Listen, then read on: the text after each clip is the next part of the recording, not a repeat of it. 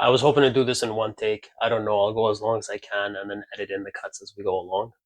But here we go. Here goes nothing. Welcome to CDO Robotics. This channel isn't just about building robots, it's about facing real life problems and challenges and coming up with solutions with a bit of humor, enjoyment, some trial and error, and essentially improving the quality of life of not just myself or those around me, but also of you, the viewer, as well. Enjoy. Have you ever felt like you were not in the right place? Like you were going down the wrong path? Like you were chasing some type of dream that didn't really feel like it was yours? Well, that was me. From physiotherapy, human kinetics, to engineering, to robotics, to the Navy. I chased multiple types of dreams and I went through different types of paths until I realized what was right for me.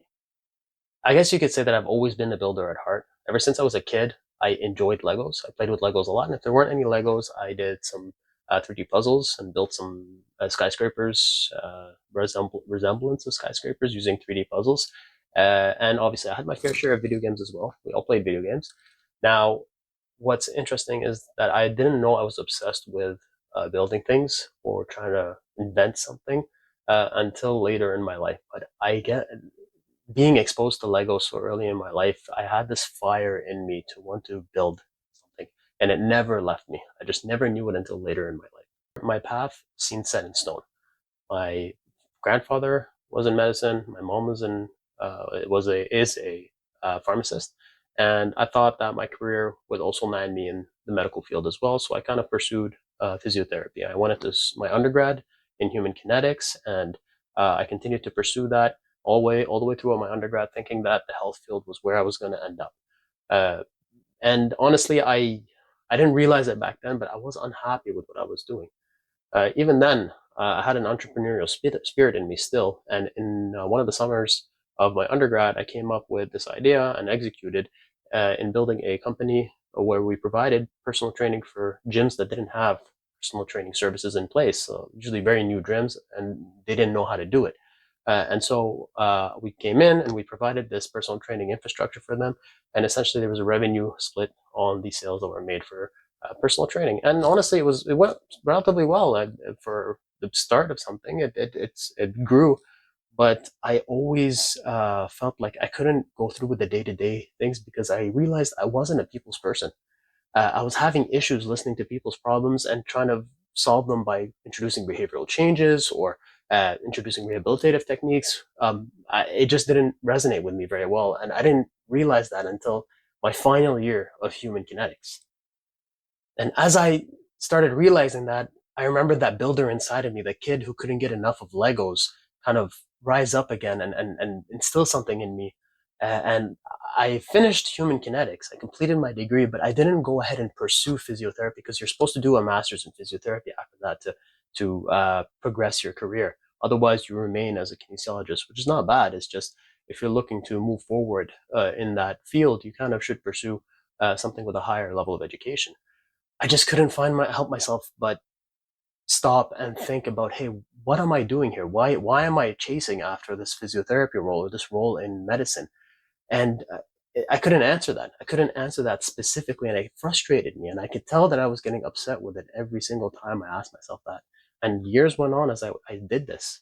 So far as to thinking that maybe I was not aiming for the right thing. I even wrote my MCAT twice. I studied for the MCAT multiple months, almost 8 months, and I went back and wrote it twice. Uh, and still, I was feeling like I wasn't heading in the right direction, thinking that I might even go out and aim for medicine was not the right choice, in my opinion, at the time. So I completed my degree. I stepped away from school, and I worked in the first job that came my way. Like any graduate of university or college, you're desperate for money. So I applied, and I ended up in this general labor role for a company called Poulain Contracting here in Ottawa. And Junior, the owner, was a wonderful person, wonderful man. He guided me a lot. He taught me a lot of things in the world of construction. And although we were just building decks and fences, very good decks and very good fences, and we weren't really doing any robotics things at the time. It's not like something I was inventing robots or inventing products at the time. Uh, it still helped me get exposed to the concept of listening to a client, coming up with a solution. If there's something old in the way that's preventing that solution to be brought up, you tear it down, use some of the parts that you think are redeemable in it, and you've introduced the new elements and you build something much nicer than the sum of the parts, which makes that client happy. And just the fact that we went through a cycle like that where you interview, derive requirements, bring up a concept, present to the client, and then execute on a solution. I fell in love with that process. I just didn't know what it was yet, but it just felt right at the time. So I remember that I was working as a laborer that summer, enjoying my role with Junior and Poulain Contracting, and I stepped away for one of the lunch periods. Like we were taking lunch. I was working downtown Ottawa, renovating one of the schools or helping renovate one of the schools, and I stepped away. I stepped away for lunch rather than just having it at the work site, and I found this park. I sat down at the bench at that park. I had a notebook with me at the time because I got into the habit of journaling. Again, I was having a lot of conflicting thoughts in my mind. I didn't know what I wanted to do in life, and when you start feeling this anxiety and stress in you, it's a good thing to start, in my opinion, at least. Not for everybody, it depends who you are, but to just start writing things down because it might help you come up with a solution all on your own. And so I sat down on this bench, pulled out a notebook, and I remember writing, "What do you want to do?" I wrote, "What do you want to do?" And I answered it, and I asked myself why. And I answered that. I asked myself why again. I answered that. I kept answering that multiple times until I felt satisfied with what I had said. And what I came to realize is that I've been pretending at that point my whole life that I wanted to go into something that I didn't want to do. In reality, I really loved the discipline of engineering. I loved the concept of building things. And this goes back to this childhood experience of building these solutions or coming up with these ideas using Legos. And I was finally able to realize that this is exactly what I wanted to do. Yeah, it took 5 years in an undergrad and graduating out of that to realize what I wanted to do. But everybody moves at the beat of their own drum. And uh, yeah, and I realized that this is what I want to do. So, cut to me telling my mom that I'm planning on reapplying to university, going back and redoing my education in post secondary in mechanical engineering. And obviously, as a parent, you expect that your kids go through the process, they go through the motions of finishing school and then developing their professional life and moving on. You don't expect them to finish school, attempt to develop their professional life, and say, "Hey, I'm going back to school because I'm not satisfied with what's going on." And my mom's side, she was frustrated, and I get it. I totally get it. She had the absolute right to do so, but I needed to do this. I had to go back to school and really know for sure that this is what I wanted to do and try it, because otherwise I'm always going to be saying to myself, what if, what if, what if. So despite my mom's frustrations, I went back in and reapplied to U Ottawa in mechanical engineering, and I got in. And I let Junior at Poulain Contracting know, hey, I'm most likely going to be leaving the company come fall time because I'm going back to school. This point, many people would say, "Oh, this guy is privileged. He's able to go back to school." Most people don't have enough money to even go through school the first time unless they take out a bunch of loans. And I get it. I am in a very privileged situation. I'm not going to lie. I've been given a wonderful life thanks to my mom and my family, and I'm forever grateful for that. I do want to say though, I wouldn't have been able to go back to school again had I not applied for the military and served as a reservist while I was in school. At the time when I got accepted into mechanical engineering and started my first semester, uh, I used a combination of scholarships that the University of Ottawa offered for good grades, and I had started working as a reservist in my naval unit here in Ottawa as a logistics officer to try and make some money, including a small scholarship that they offered to pay off some of the schools. So I did pay for schooling all out of my pocket. I did pay it for myself, and I did have to work very hard while I was in school to make sure that I'm able to pay for my education, my second round of education, while trying to chase after this new dream that I had, or this new purpose that I had in life. I will not ignore the fact that I was still very privileged and that I had uh, the accommodations, the comfort that my family had provided for me at the time, such that I didn't need to go out and find a place to live in. Everything was available to me at home, and I'm forever grateful for that. But I did work at the time that I was studying. So here I was in school and serving as a naval reservist at the same time. I went through basic training in the summer and served well, I did my coursing for my trades as a logistics officer in the summer as well, which I got paid for. And I paraded part time throughout the year while doing mechanical engineering in school. And things were going well. And I knew I was in my element because I was kicking ass in my classes. And I'm not bragging here, but I was very enthusiastic about what we were learning. I was not about to make that mistake again of wasting my time in school. So every opportunity that I had to learn, I took it, wrote notes, I listened carefully. And you ask any of my friends, I sat in the front row every single time, as geeky as that might have been, and as some people would say, as kiss ass as I might have been to the professors that were there. I wasn't about to waste this opportunity again, because I knew what losing 5 years of your life for something that you were not passionate about was like, and I wanted to take advantage of every instance that I had at the time. So I did not miss a single beat. I stuck to it, committed to the role for 5 years. And there's a lot that happened within those 5 years in school, so I will go into detail there. So, cut to third year university. I'm well into my mechanical engineering program, and now I've been exposed to a course that I've honestly I would attribute as the reason why I'm doing what I'm doing now. This course was coded GNG 2101. It was part of the design courses at U Ottawa. It was a second year design course, which I took in my third year. It introduced me to the concept of product development. And that's actually what the course was called, as Introduction to Product Development and Engineering. And what they did is, and I love this idea. I think it's fascinating. I'm so grateful that I was in a school that had this and that had such a flourishing entrepreneurship hub. They still do. This course uh, essentially took students, put them in a group, and it was a multidisciplinary course. You had students from various disciplines, not just engineering, but beyond that.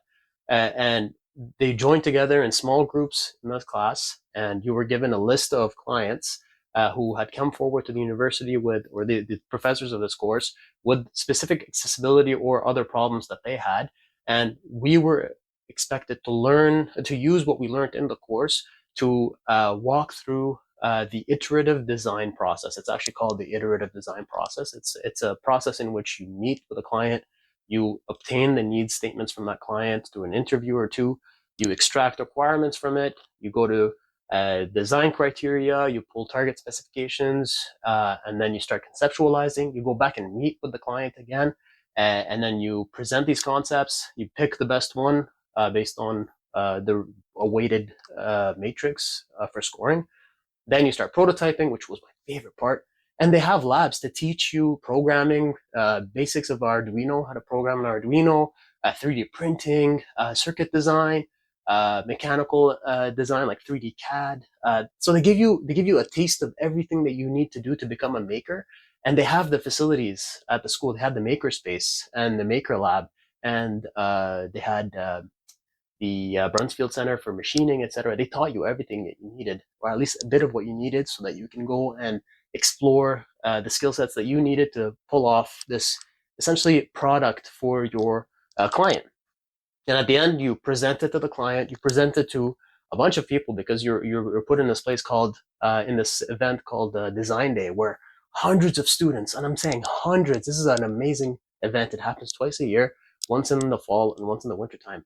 And just hundreds of students gather together, all of which were part of these courses, and they present their products in front of judges and in front of a bunch of people in the community, which are invited to come in and you explain to them how your product has solved the problem, who the client was, and not by name, but what were their issues, how you solved the problem, what were your budgetary constraints, your business plan. You have to explain your business plan and how you would turn this into a successful business, your scale, your how scalable it is, etc., and then any IP that you might have developed out of this. And it's essentially a taste of what an accelerator, an entrepreneurship accelerator would put you through. So it was amazing. And I went through that, and I was so happy to have been in that course.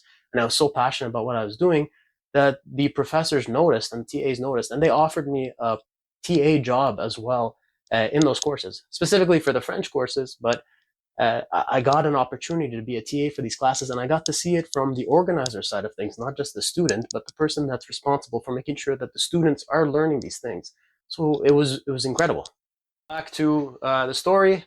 I'm TAing for this class. I'm happy to see that there's officially the opportunity to build for people that are experiencing actual problems and using our building blocks or the skills that we've developed in engineering to solve that problem and actually gift it to the client at the end of this, should they choose to want it or not. Now, everything was wonderful, and then life hit me with a curveball. It hit everybody with a curveball. It's a little something called the pandemic, COVID-19 pandemic. Everything was on shutdown. Everything got locked down. Nobody was able to do anything. Schools no longer were in person. Obviously, these labs and this opportunity no longer existed in person.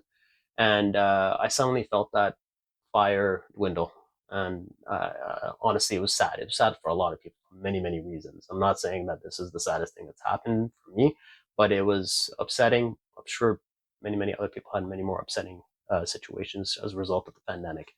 So we were at home, going through the motions, online classes, trying to make things happen regardless of the fact that we're stuck at home. And then suddenly this email came from the entrepreneurship hub at U Ottawa, and they were introducing this new challenge for those at home or the community, and it's called the Simon Neme COVID-19 challenge. And what they did is they told students, or they asked students to come up with solutions, those that are competing in this competition, to come up with a solution to three specific problems, one of three that they had proposed that were a result of the COVID-19 lockdowns, where one of them was remote teaching, a new platform for remote teaching, or a way to introduce remote teaching for students that are currently taking or were taking virtual courses at the time. Zoom wasn't very popular back then. People were using Skype or Facebook videos, etc. So it wasn't the best. So there was a need at the time. The second was a logistics problem, and the third one was also a logistics problem, but last mile delivery. Suddenly that fire lit up again. I had that fire again, and went forward and tried to solve a last mile logistic problem, last mile delivery and logistics problem. And what we did, and my wife had joined me at the time. We had gotten married. I met her in school, and she joined me in this competition as well. She herself is also a graduate of mechanical engineering, so she was in classes with me at the time. And we looked at interviewing a bunch of restaurants that were in rural areas around Ottawa that were struggling to find delivery services. So not like third-party delivery services like Uber or Skip Dishes to come and service them in these small towns that were rural. And because these companies or these drivers didn't find it profitable to be in such a low density area, most of them were focused within the city. So restaurants within the city were finding it were not having a hard time maintaining their customer base. But those that were rural, that relied on people coming in and sitting, and visitors and tourists coming in, were losing business, a lot of business as a result of these lockdowns, and they felt it. They felt it. So what we did is we tried introducing a cheaper option, or something that didn't rely on density as much, which was autonomous drone delivery for these rural restaurants to try and reach communities that were a little further out without having to bring in a driver that might rely on that density of population. And many, many restaurants were on board. A lot of them were ready to go. We were starting to develop a prototype. We were getting traction and developing a business case, and we submitted it all to that Simon Nimitz Design Challenge, and we ended up winning. We placed first place alongside another team, and they split the prize. But they told us, hey, use this to go forward and further develop this into an actual idea, an actual company. And here's another event opportunity, the Maker Launch Startup Accelerator at U Ottawa, with a lot more resources. Apply to this when you're ready. And we did, and we got into that as well after having developed some autonomous drones. I had no knowledge of drones back then. So learning that from scratch, learning how to build a drone from scratch, learning ArduPilot and how to use Mission Planner, and flashing firmware onto these autopilots, and even introducing object detection and companion computers and programming companion computers. I wasn't even familiar with Raspberry Pi back then. So learning how to use a Raspberry Pi in conjunction with a Pixhawk flight controller was new to me, but I spent hours, I'm telling you, like 70 to 80 hours a week just working on this. And we ended up in the Maker Launch Accelerator, and we kept going, and the team grew, and we kept moving forward. And now the issue was that as we were moving forward, now this isn't really an issue, but it's an issue for what we were trying to do. COVID-19 restrictions started getting lifted.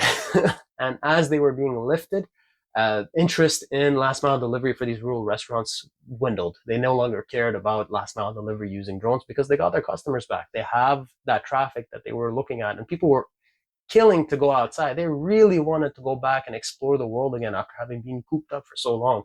So interest dwindled, and so did potential prospects, and it died. The idea had died, but it was okay because I still had school. I still had to focus on school. I still had that objective of continuing that path that I was on.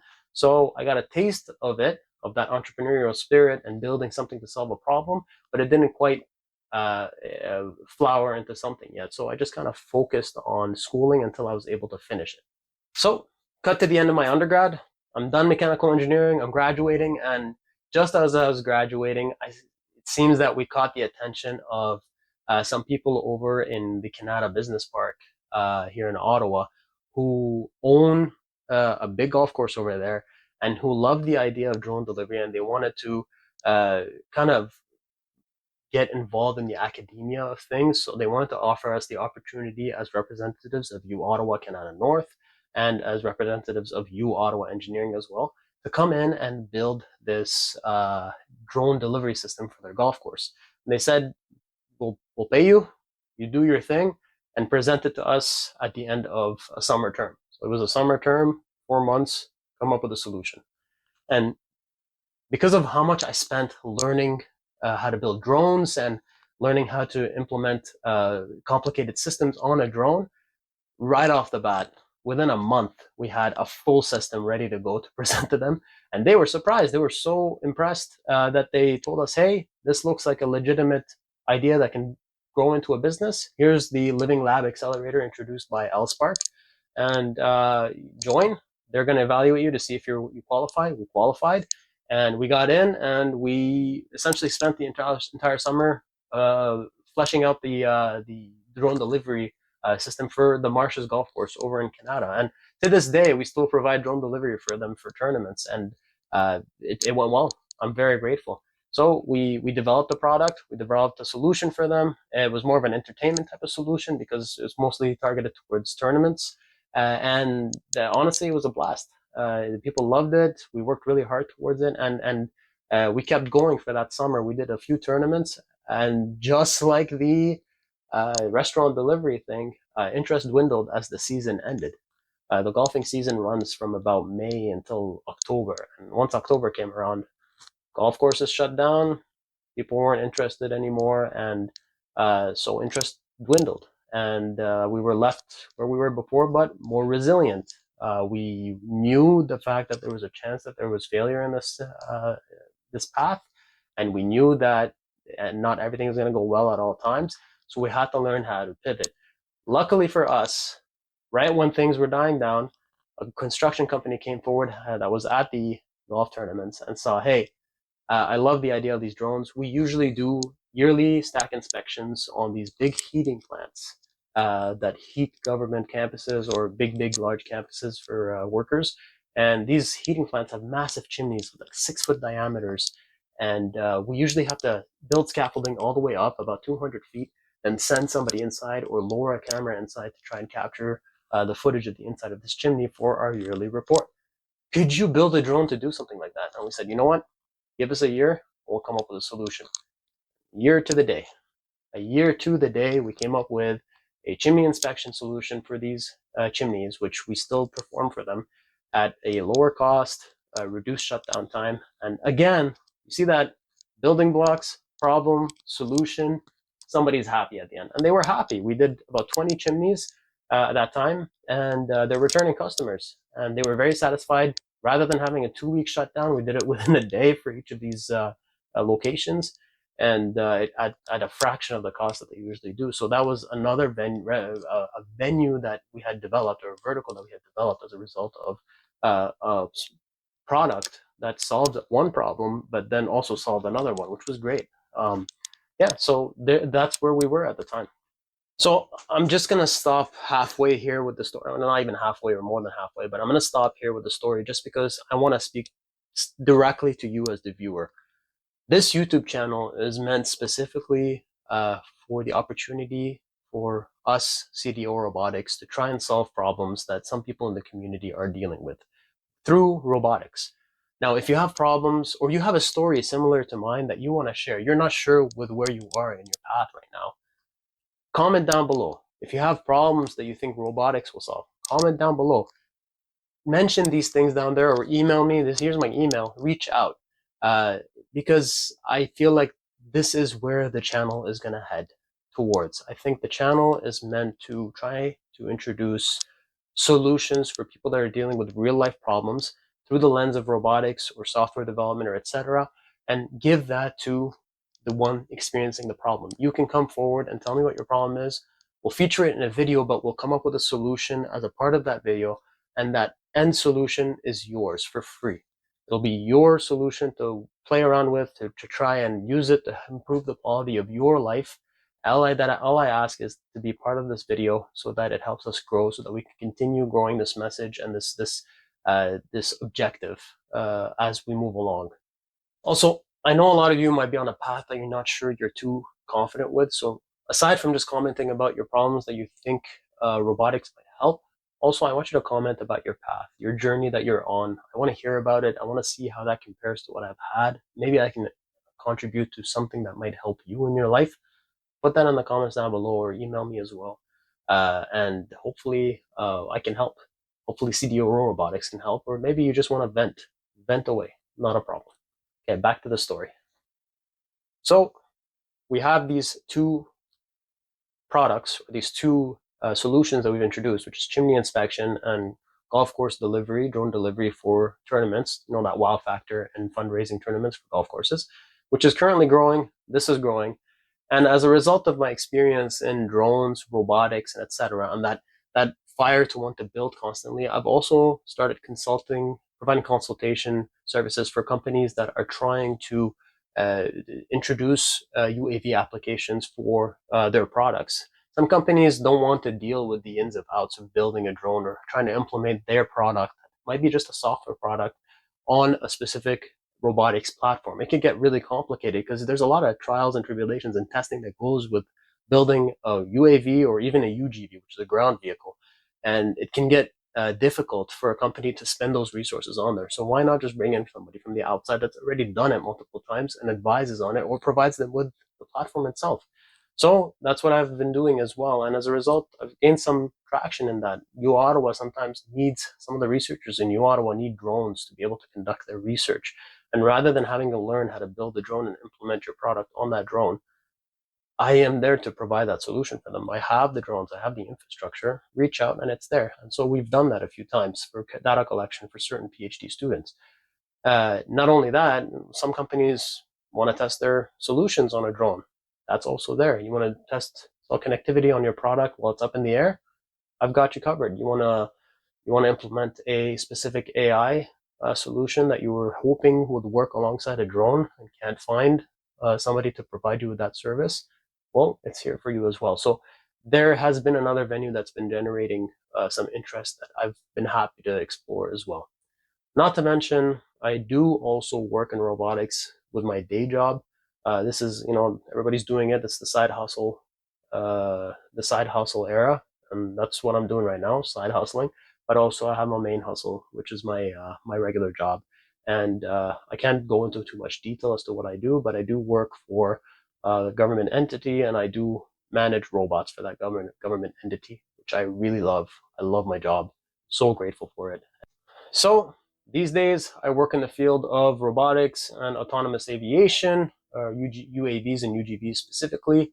I'm grateful for the path that I took from, you heard it. I started off in the medical field, exploring physiotherapy and kind of figuring out what I wanted to do there, switching to robotics or mechanical engineering while serving in the Navy to pay for my naval reservist, the reserves, but to pay for part of my education and then kind of moving on and continuing and eventually finding that passion that I've always wanted to do. So I hope you enjoyed the journey, and I hope you found something that you could take away from this message. So thank you all for listening. I know this is a new channel. We're just starting off. I don't even know where we're headed with this entirely. I have a general plan. I have a goal in mind I'm hoping to reach. Comment and give me some feedback. What type of style of videos do you like? I want to remain in the realm of robotics, but I'm more focused on the fact that I want to solve problems in the community that some people might be having that can be solved with robotics. I want to give these solutions to these people as long as they can engage in these videos. So whether it's accessibility, whether you're trying to find a solution for a very, very specific problem that you're having that might be solved with the skill sets that you've seen so far, reach out, let me know. And if you want to learn specific things about what I'm doing, also let me know. I can do some learning tutorial videos essentially on specific projects that I'm working on. I'd be more than happy to teach as well. So give me some feedback, let me know, comment, like, subscribe, all down here, and I'll see you in the next video. Thank you very much.